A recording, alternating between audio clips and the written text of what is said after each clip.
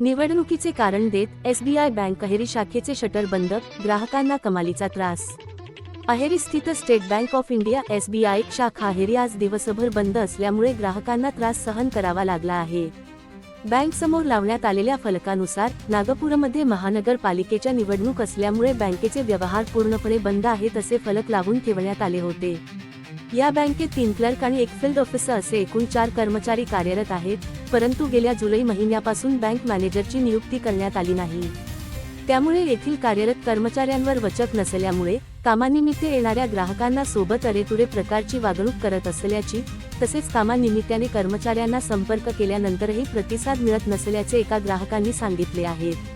भारतीय निवडणूक आयोगाच्या निर्देशानुसार मतदानाच्या दिवशी बँक कर्मचाऱ्यांना मतदान करण्यासाठी सुट्टी दिली जाते, परंतु अहेरी येथील एसबीआय बँक पूर्णपणे बंद का ठेवण्यात आली आहे अशा प्रश्न ग्राहकांनी उपस्थित केले आहे।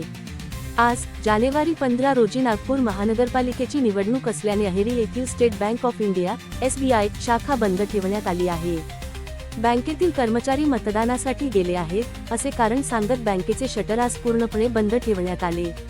निवडणुकीमुळे व्यवहार बंद राहतील असा फलक लावून बँक बंद करण्यात आल्याने लांबून आलेल्या शेतकऱ्यांची आणि नागरिकांची मोठी गैरसोय झाली। संबंधित रिजनल मॅनेजर यांना संपर्क केले असता त्यांनी उडवाउडवीची उत्तर देत तांत्रिक अडचण असल्याचे सांगितले होते, मात्र वास्तविक असे न झाल्याचे येथील ग्राहकांनी म्हटले आहे। त्यामुळे घडलेल्या प्रकाराकडे जिल्हास्तरीय बँकर्स कमिटीचे अध्यक्ष तथा जिल्हाधिकारी यांनी लक्ष देण्यात यावे अशी मागणी ग्राहकांनी केली आहे।